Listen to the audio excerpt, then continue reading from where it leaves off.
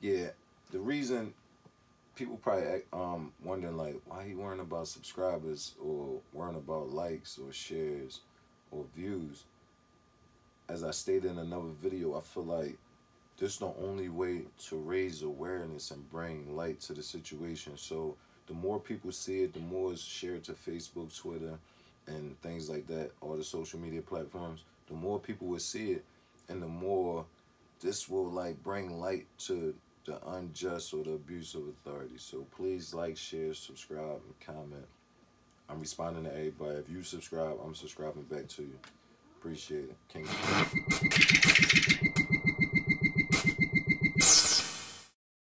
I think people are going to be split on this one. A principal at a school in Philadelphia and the father of one of the students are getting into it because his daughter's phone was confiscated by the school. He wants that phone back. It's an iPhone 6 and the principal says, no can do. She broke the rules. You know how much this phone costs? I don't care if it costs $10,000. You're not understanding me. I'm responsible for your child while she's here. Exactly. Okay, and she's here. Now, if I was in your house, then you could say to me what I can't do. But what Get the point on both sides, but at the same time, the school's being childish. It's ridiculous. It's his property. You can't steal his property. I mean, what if he wants to sell it tomorrow? He's going to sell it. You got to give it back. You made a rule that a parent can't come get back property that they bought. That's our policy. Sorry that we took it, and she can get it back in a few weeks.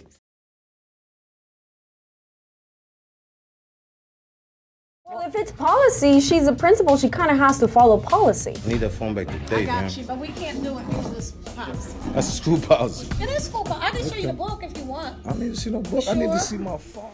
It's King Champ. So I've been going over a couple articles. I actually just got finished reading Northeast High School cell phone policy, right? But I ran across a couple articles online that was posted from different views to look at the situation, right? This on patch.com, right? So it says, a Philadelphia father filmed and posted to YouTube a heated exchange with the principal of Northeast High School over the confiscation of his daughter's cell phone. In a 4.5-minute filmed argument, the father demands the return of his daughter's iPhone 6, saying she needs it to contact him. Saying she needs it to contact him in case of emergency. Principal Linda M. Carroll responds that the school policy is to keep the phone until the end of the marking period, which is approximately 2 weeks. The principal also offers a flip phone as a loaner until the smartphone is returned. Since its posting on Wednesday, close to 500,000 users have watched the video, with comments coming down on both sides. Some accuse the school of stealing the iPhone 6, while others commend Carroll for sticking to the policy. In response to growing controversy, the school web page has placed a link to the cell phone policy front and center. It reads, students may not possess or use cell phones or other telephonic devices in school. Further, two-way radio, scanners, video cameras, and electronic games are not permitted in school. Students who are found to be in possession of any of these devices or are caught using any of these devices during class time, during any testing period, including standardized tests, will have the item confiscated. Students possessing cell phones during standardized testing may face consequences from the school district and from the state of Pennsylvania. The confiscated item will be returned over the principal, returned over to the principal, his or her designee. The principal designee shall maintain a record identifying the item confiscated and the student from who it was taken. All confiscated items will be maintained in a secure, locked manner. The items confiscated a second time will not be returned until the end of the school year. A parent may be required to come in for any such confiscated items, which are not claimed within a year or are confiscated in a relation to another offense or are as a result of a subsequent violation of this policy will not be returned. The principal may donate such items to charity, destroy them, sell them, using proceeds for the school. An operator at Northeast High School said that the school is making no comments about the video. An attempt to contact Philadelphia School District was unsuccessful. A spokesperson with the school district recited the policy to a reporter from CNET.com and said it is against the law to record someone without their consent. All right? as you can see, I had consent. I asked her, can I show this to my lawyer? As well as she realized she was being recorded. I asked her name. She said it didn't mean anything. You see that, right? Now, this is what I want to touch on, right? Now, you say, as the policy say, you're not allowed to have no phones in the school at all. Or if you do get the phone in the school, when seen with the phone, they're allowed to take the phone from you. The phone is confiscated. As you can see in the video, it's metal detectors in the school. That's what I don't understand. If it's metal detectors in the school, why would you continue to get a phone back to the student, allow them to go in the school, and then take the phone from them? That makes no sense. Just stop them at the front door when you find the phone at the metal detector. Tell them to go home, take that phone home, or something like that. So you're allowing them to have phones in the school, and you only take them when you catch them with it, right? All right, and my situation, reflect light on my situation. Okay, you take my daughter's cell phone. You say you're not giving the phone back for 2 weeks. But you're willing to give her a flip phone to bring back to school, what goes against your policy and having a phone in the school in the first place. That makes no sense. So if she can't have her phone that y'all took from her, why would you give her a flip phone to bring back to the school so you can take? Or you're not going to take it. She get a pass on that. That makes no sense. And I'm still going through this. Years later, as you can see, still fighting this. Paid thousands in lawyer fees. It makes no sense. We going back and forth down the court, keep getting postponed. I don't go back to 2018. That's insane. Like, there's really about to be 3 years fighting the same case. So you're going to see more updates and see different point of views. Like the one you're about to look at is from Right This Minute. You're going to see clips from Right This Minute. Shout out to Right This Minute. This is a legitimate interview I did with them. And they actually had another article on it. And there's plenty more. But my thing is, I'm going to keep fighting the fight. And somebody asked me, you think it's worth it? The iPhone 6 not even worth nothing now. Of course it's worth it. We got to stand up for ourselves. Look at all the moms, dads face these same problems year round. In charter schools, all types of schools, you take their property and you refuse to give it back. And King Champ, like you told me, you basically told me that you spent more money on the cases than basically on the phone itself. Exactly. Like the phone itself at the time probably was what? $1,000, $900, maybe 1,000, maybe 11. I'm not sure, right? I done spent $2,700 in legal fees thus far. $2,700 in legal fees thus far. So we talking paying for parking, going back and forth down there for 3 years, gas money, missing time from work, my wife missing time from work, kids missing time from school. This is reflected on our whole family. Like, that's why I touched so many lives worldwide. Like, you see 500,000 views in a few days. I'm not lying, like, but they took the people that's monetizing, they took it off of all the sites. And I appreciate that. But, you know, it touched a lot of people. And we're going to keep reflecting light on the situation because our taxpayers' dollars pay y'all. So it's like a slap in the face to all the parents out there. Our taxpayers' dollars pay school teachers. Our taxpaying dollars pay police officers, trash men, etc. So if we run in contact with any of these officials, there shouldn't be an altercation. There should be some type of help, whereas though you feel like a parent should be taking it to the office. Let's put it like that, right? Mm-hmm. You shouldn't see a parent sitting down with a principal in the lobby of a school. That makes no sense. There wasn't a level of respect at the beginning to begin with. So you're probably looking at me like, oh, he a hoodlum or something like that. I'm married. We have a 2-parent household. Like we raising our kids, and of course you say, oh wow, how can they have such an expensive cell phone? There's some adults without phones that's expensive. I'm aware of that. But if you got 2 parents that make good money and can provide these type things for their kids, who can judge that? Like, I had what we had? We ain't even had cell phones back in the day.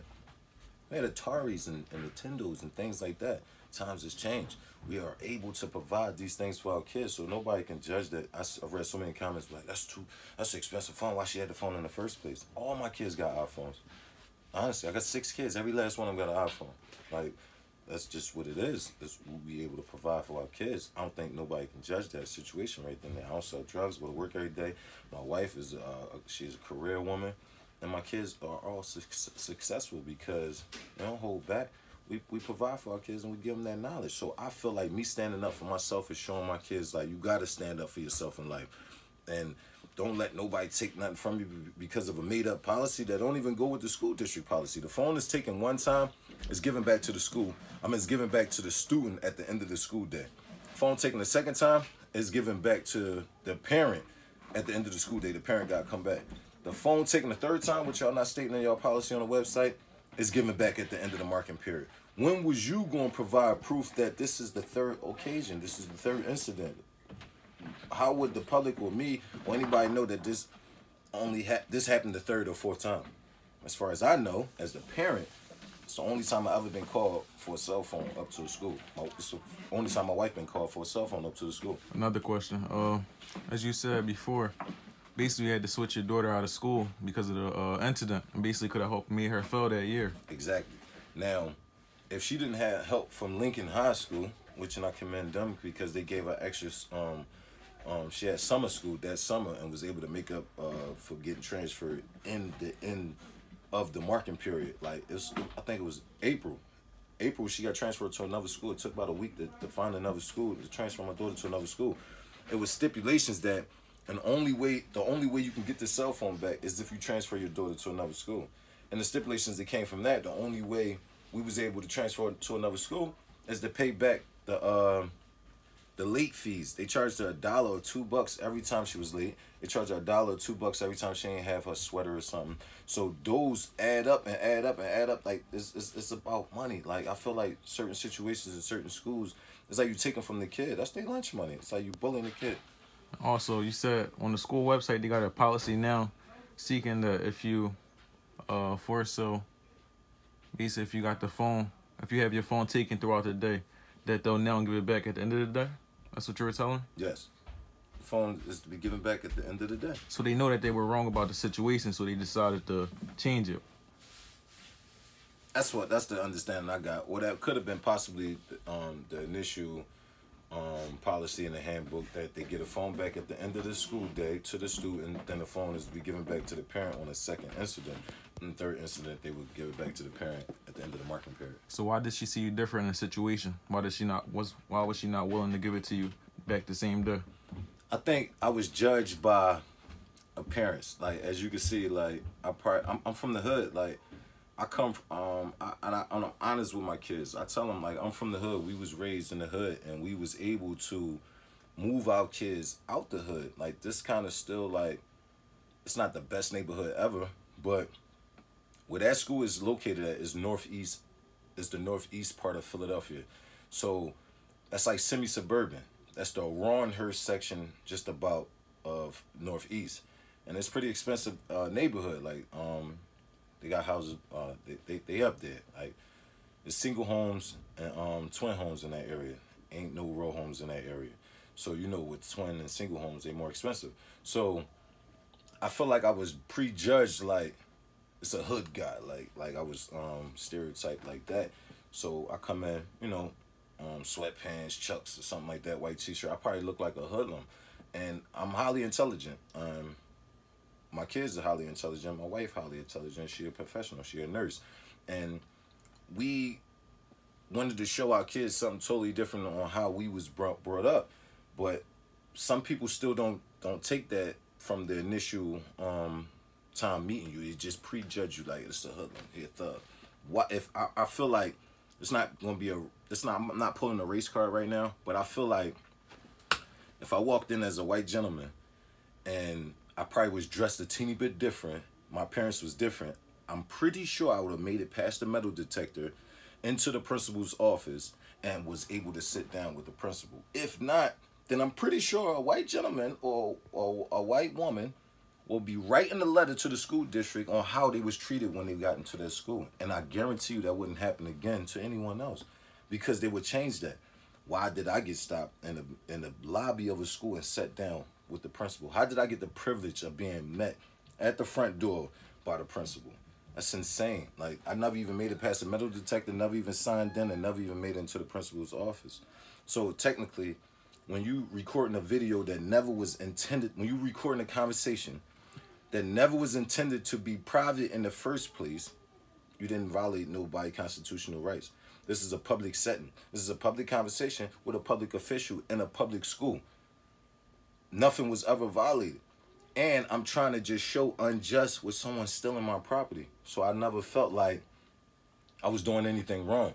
And to this day, I don't feel like I did anything wrong. I feel like I rose awareness on how unjust is in this country. I feel like I rose awareness with how some officials abuse their authority. And that's just insane. And I feel like being treated like that kind of made me feel like I'm so glad my daughter got transferred to another school because she graduated with honors immediately and she's off to college right now. So everything happens for a reason, and I appreciate the opportunity to go through this. It's hard, it's troubling, but you need strength to go through stuff like this. Like every time I walk into the courthouse, I feel like a criminal. So when they say you innocent to proven guilty, in this situation, I really feel guilty until proven. I feel like I have to prove my innocence, and this is a troubling situation for a parent. You still got to raise your family at the end of the day and still tell them that you feel like you was right when it's obvious that the system feel like you was wrong. So I appreciate the support from everybody. King Champ.